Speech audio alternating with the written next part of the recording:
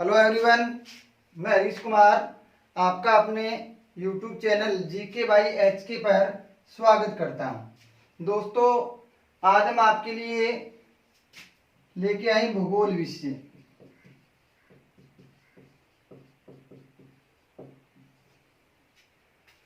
आज से हम भूगोल शुरू करने जा रहे हैं। भूगोल विषय से संबंधित सबसे महत्वपूर्ण टॉपिक आता है, चाहे आप भारत के भूगोल की बात करें, चाहे राजस्थान या वर्ल्ड, तीनों में एक टॉपिक कॉमन होता है, ग्लोब, अक्षांश और देशांतर। तो आज का हमारा टॉपिक होगा ग्लोब, अक्षांश और देशांतर। लेकिन उससे पहले मैं आपको कुछ बेसिक जानकारी देना चाहता हूं। भूगोल को हम कहते हैं जियोग्राफी।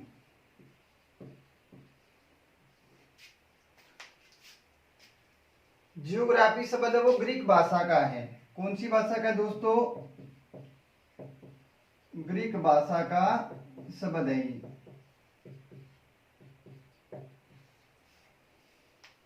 कभी कभी पूछ लेता है जियोग्राफी जो शब्द है वो किस भाषा का है, तो आपको याद रखना है ग्रीक भाषा का। अब दोस्तों, जो जियोग्राफी शब्द है, इस शब्द का निर्माण जियो प्लस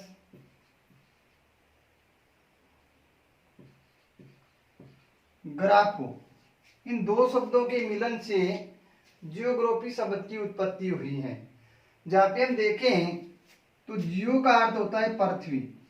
ग्रीक भाषा में जियो का अर्थ क्या है? पृथ्वी। जो आगे ग्राफो शब्द है, इसका अर्थ है अध्ययन करना। तो दोनों शब्दों का सामूहिक अर्थ क्या होगा?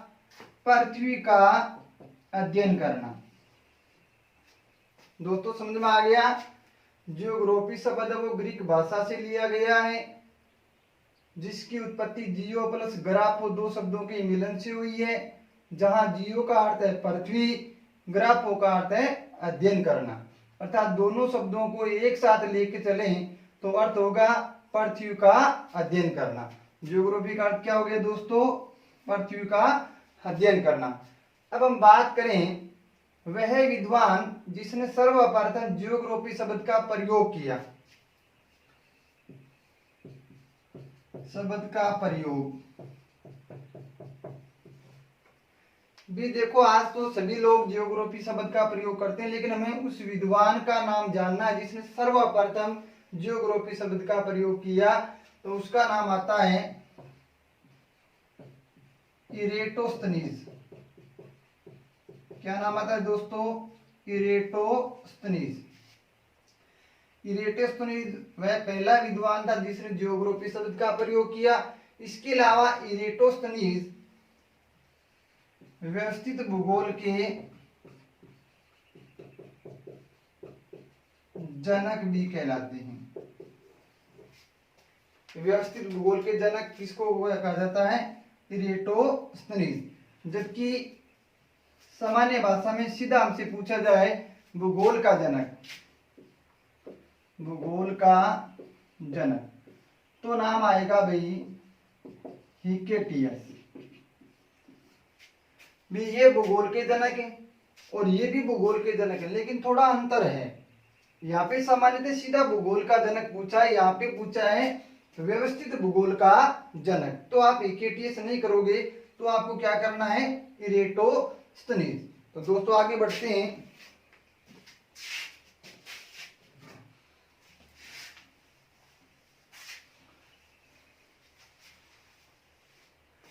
अब भूगोल की दो शाखाएं हैं, इसके दो पार्ट हैं। भूगोल को कितने भागों में डिवाइड कर दिया हमने? दो भागों में। मानव भूगोल, अंग्रेजी में कहते हैं ह्यूमन्स जियोग्राफी। जो दूसरा भाग है इसका वो है भौतिक भूगोल।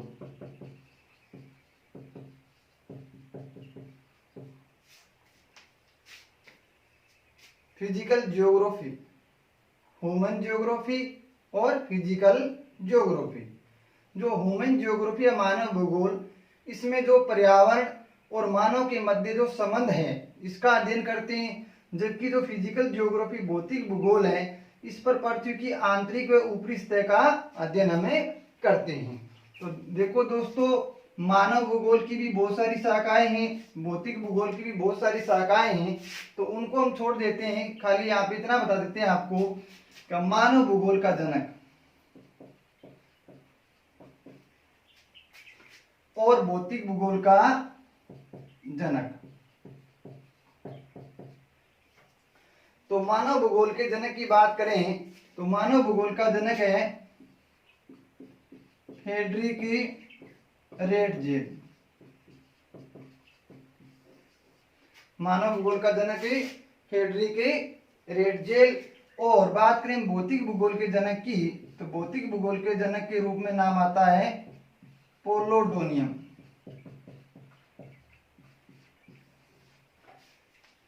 बहुत सारी भूगोल की शाखाएं जिसके अलग अलग जनक हैं, लेकिन मुख्यतः ये दो आपको याद रखने हैं। मानव भूगोल का जनक फ्रेडरिक रेटजेल को कहा जाता है, अर्थात मानव भूगोल को परिभाषित करने वाला पहला विद्वान कौन था? Friedrich Ratzel. और भौतिक भूगोल को परिभाषित करने वाला पहला विद्वान कौन था? पोलोडोनियम।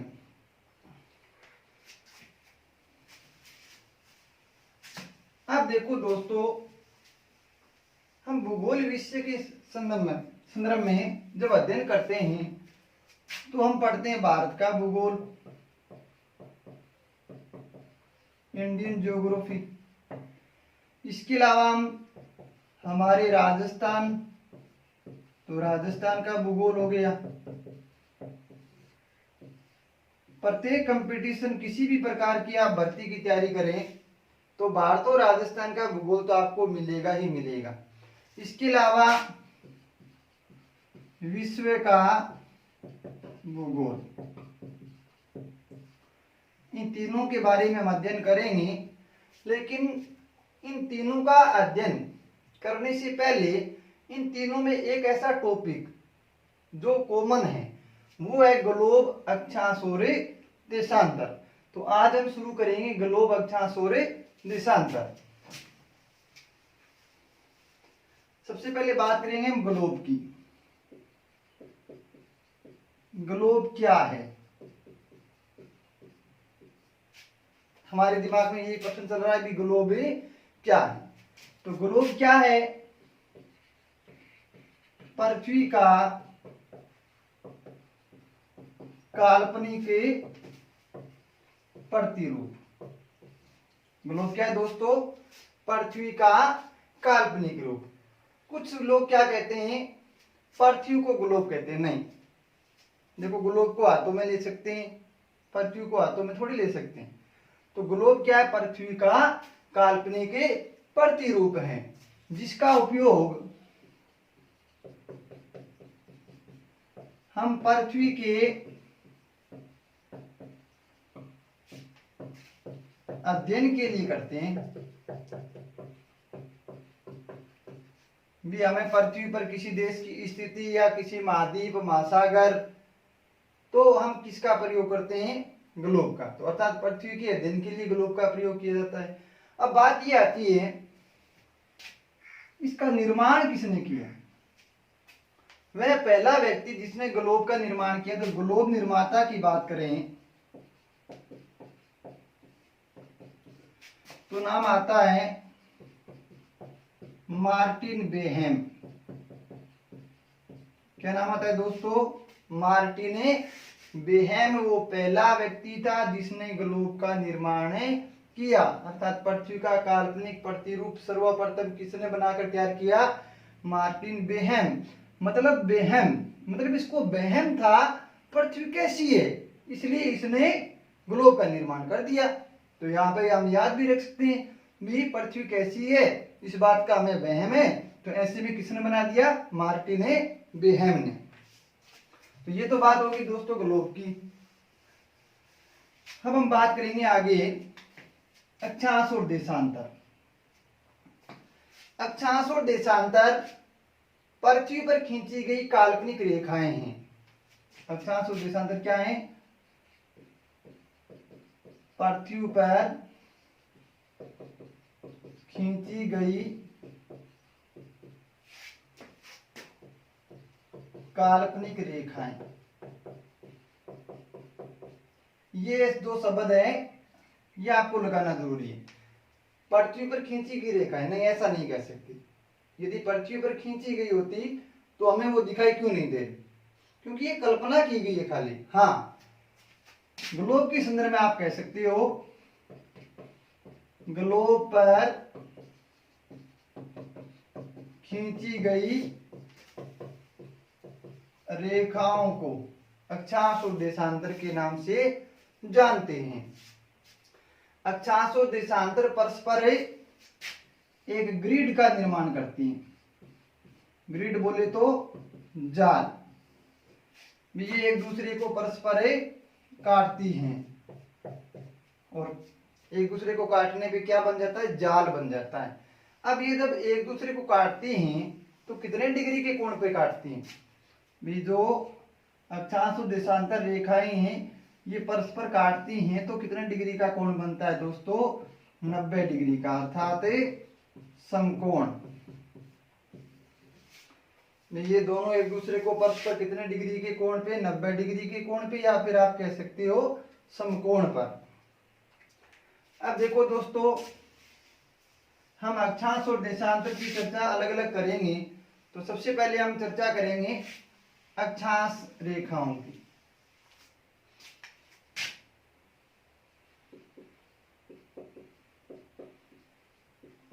अक्षांश रेखाएं, अक्षांश रेखाओं को कैसे हम परिभाषित करेंगे, बहुत सारी परिभाषाएं हैं, लेकिन आपको बहुत ही आसान परिभाषा बता देते हैं।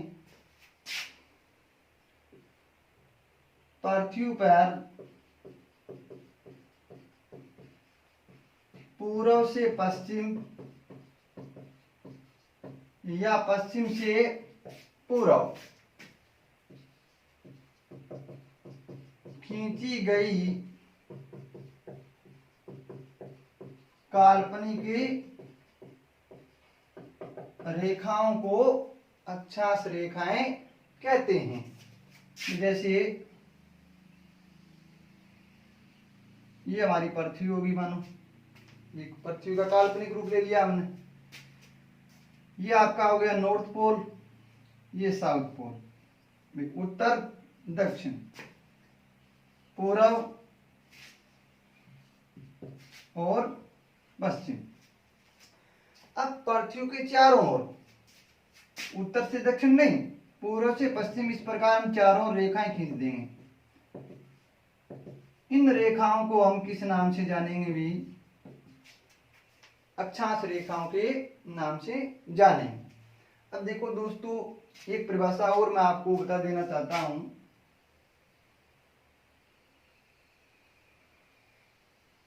ये हमारी पृथ्वी का काल्पनिक प्रतिरूप ग्लोब ले लिया हमने, ये हो गया पूर्व और ये हो गया पश्चिम। हमने पूर्व से पश्चिम बिल्कुल पृथ्वी के मध्य भाग से एक रेखा खींच दी, जिसको हम विषुवत रेखा या भूमध्य रेखा कहते हैं। हमने इसको 0 डिग्री अक्षांश ले लिया। क्या ले लिया दोस्तों, 0 डिग्री अक्षांश।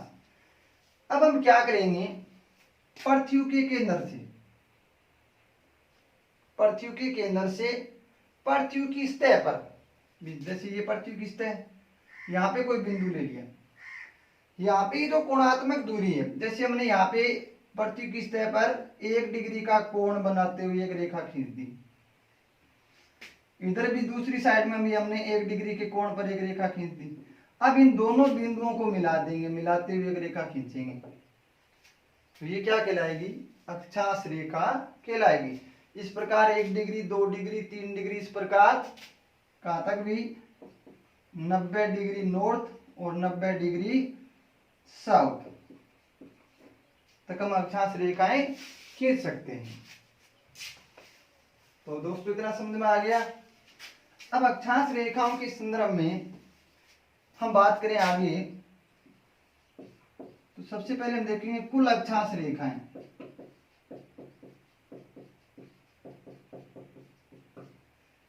जब भी आपको कुल अक्षांश रेखाओं की संख्या पूछे, आपको याद रखना है 181। कैसे, जैसे ये हमने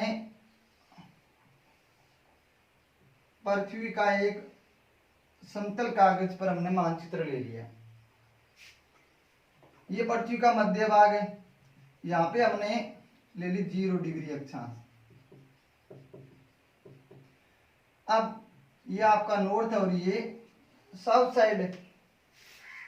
अब हम क्या करेंगे, प्रत्येक 1 डिग्री पर इस प्रकार 90 है उत्तर में और इस प्रकार 90 ही साउथ में रेखाएं खींचेंगे। उत्तर में 2 रेखाएं खींचेंगे, ये 2 रेखाएं हैं, ये कहलाएंगी उत्तरी अक्षांश रेखाएं और ये कहलाएंगी दक्षिणी अक्षांश रेखाएं। तो इस प्रकार कुल अक्षांश रेखाओं की बात करें तो 90 हो गई उत्तरी प्लस 90 हो गई दक्षिणी। तो 90 प्लस 90 180, लेकिन हमने आपको बताया 181। वो कैसे? अब देखो ये तो 0 डिग्री है, इसको हमने काउंट नहीं किया है। हाँ, ये न तो उत्तरी अक्षांश रेखा और न ही दक्षिणी अक्षांश रेखा है। हाँ, लेकिन ये अक्षांश रेखा जरूर है। तो प्लस एक और करेंगे तो टोटल आपका कितना होगा 181। अब देखो दोस्तों आगे देखते हैं।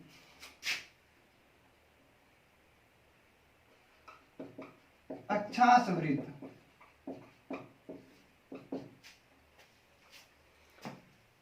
जो हम अक्षांश रेखाएं पृथ्वी के चारों ओर खींचेंगे तो वो एक किसके रूप में, वृत्त के रूप में दिखाई देंगे। अर्थात अक्षांश जो रेखा है वो एक वृत्त बनाती है। तो इस प्रकार अक्षांश वृत्तों की बात करें तो 179 179। अब आप सोच रहे हो कि भी कुल अक्षांश रेखाएं 181 हैं और अक्षांश रेखा एक वृत्ताकार रूप धारण करती हैं, तो 179 वृत्त कैसे बने? 181 बनने चाहिए। तो दोस्तों देखेंगे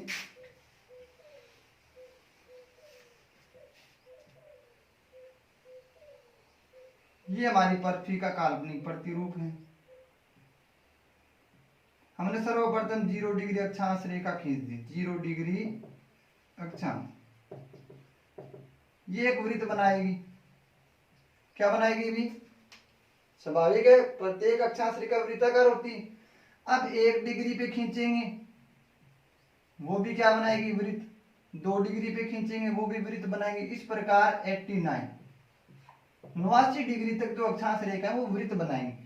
लेकिन 90 डिग्री पर जो अक्षांश रेखा है वो वृत्त नहीं बनाएगी, वो एक बिंदु के रूप में मिलेगी हमें। तो यहाँ पे 90 से कम हो गया 89, इस साइड भी कितनी हो जाएंगी आपकी 89। तो 89 प्लस 89 178 प्लस 1 89 उत्तरी वृत्त हो गई, उत्तरी अक्षांश वृत्त प्लस 89 दक्षिणी अक्षांश वृत्त और प्लस एक मध्यवर्ती जो 0 डिग्री अक्षांश वाला है। टोटल आपका होगा 179। देखो रटना नहीं, समझना है अच्छे से। कभी कभी क्या है, रट लेते हैं कुल अक्षांश रेखा 181 आपने आंकड़ा डिजिट याद रख लिया तो उसकी भाषा भी आपको समझ में आनी चाहिए। कुल अक्षांश रेखाओं की बात करें तो 181 बताएंगे, यदि अक्षांश वृत्तों की बात करें तो 179 ही बताएंगे। 2 कैसे कम हो गए मैंने आपको समझा दिया है। अब देखो कभी कभी एक साइड जैसे 181 अक्षांश रेखाओं की बात करें तो उसमें उत्तरी पूछे, केवल उत्तरी पूछ रहा है तो हम 181 नहीं कह सकते, केवल 90। दक्षिणी पूछे तो भी केवल 90। अब देखो ग्लोब पर अक्षांश रेखाओं की बात करें, ग्लोब पर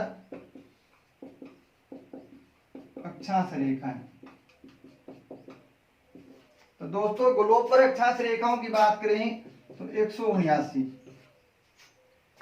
क्योंकि विश्व मानचित्र पर 90 डिग्री नॉर्थ और 90 डिग्री साउथ अक्षांश रेखाएं खींची जाती हैं, जबकि ग्लोब पर 90 डिग्री नॉर्थ नहीं खींच सकते और नहीं 90 डिग्री साउथ खींच सकते हैं। तो इस प्रकार ग्लोब पर 2 अक्षांश रेखाओं की संख्या कम हो जाती है, 2 कम करेंगे तो 179। अब हम बात करें कुल अक्षांश क्षेत्र। कुल अक्षांश क्षेत्र तो 180 भी जो 0 डिग्री है उसके बाद में 1 डिग्री पे हमने खींची तो ये अक्षांश कहलाएगा। फिर 1 से 2 ये भी अक्षांश कहलाएगा। इस प्रकार 90 तो हो गए उत्तर में और 90 हो जाएंगे आपके दक्षिण में। तो कुल अक्षांश क्षेत्रों की बात करें तो 181। अब आगे बढ़ते हैं।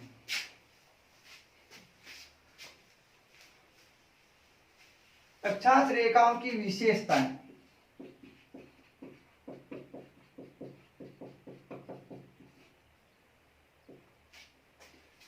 जो अक्षांश रेखाएं ये परस्पर समांतर होती हैं। परस्पर क्या होती हैं दोस्तों? समांतर। समानांतर मतलब एक दूसरे से समान दूरी पर ये रेखाएं खींची जाती हैं, अर्थात ये एक दूसरे को कभी नहीं काटती, ये एक दूसरे से समान दूरी पे रहती हैं। अक्षांश रेखाओं के बीच की दूरी की बात करें, बीच की दूरी तो 111 किलोमीटर। जैसे आप 0 डिग्री से 1 डिग्री अक्षांश रेखा पे चले जाना चाहते हो तो आपको कितना चलना पड़ेगा? 111 किलोमीटर। यदि आप 0 से 2 पे जाना चाहते हो तो 1 और 2 अर्थात 111 मल्टीप्लाई 2 कर देंगे।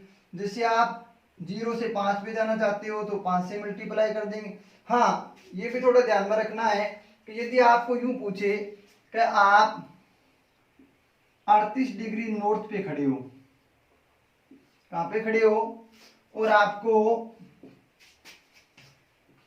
45 डिग्री नॉर्थ अक्षांश रेखा पे जाना है, तो आप क्या करोगे? आपके दिमाग में यह रहे 38 से गुणा करें या 45 से? नहीं, 38 पे तो हम खड़े, चलना कितना है?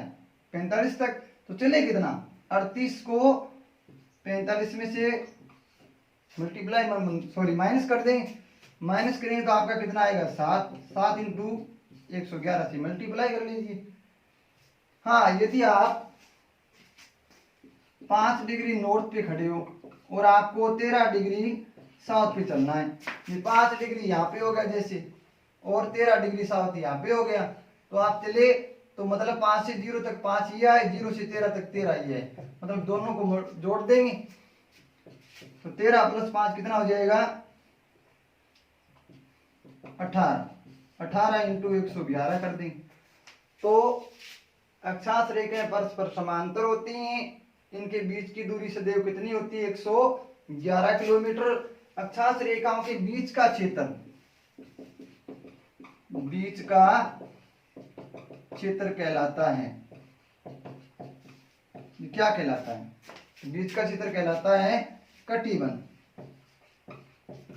दो अक्षांशों के बीच वाले क्षेत्र को क्या कहते हैं? कटिबंध। अब देखो दोस्तों, कुल मिला के 181 अक्षांश रेखाएं हैं, लेकिन उनमें से कुछ महत्वपूर्ण अक्षांश रेखाएं, महत्वपूर्ण अक्षांश रेखाएं, तो वो आपको नोट करनी है। 5 महत्वपूर्ण अक्षांश रेखाएं जो हमारे 5 कटिबंधों का भी निर्धारण करती हैं। इन 5 महत्वपूर्ण अक्षांश रेखाओं में एक तो 0 डिग्री अक्षांश, जिसको भूमध्य रेखा, विषुवत रेखा, इंग्लिश में इक्वेटर, इसके अलावा 23.5 डिग्री नॉर्थ जिसे कर्क रेखा कहते हैं, 23.5 डिग्री साउथ जिसे हम कहते हैं मकर रेखा, 66.5 डिग्री नॉर्थ जिसे कहते हैं आर्कटिक रेखा, 66.5 डिग्री साउथ जिसे कहते हैं अंटार्कटिक रेखा। हम सभी रेखाओं के बारे में विस्तृत से अध्ययन करेंगे। इसके लिए आपको हमारा अगला वीडियो देखना है। तो दोस्तों, वीडियो कैसा लगा? यदि आपको अच्छा लगा तो अपने दोस्तों के साथ शेयर करें और हमारे चैनल को आप सब्सक्राइब करें। धन्यवाद।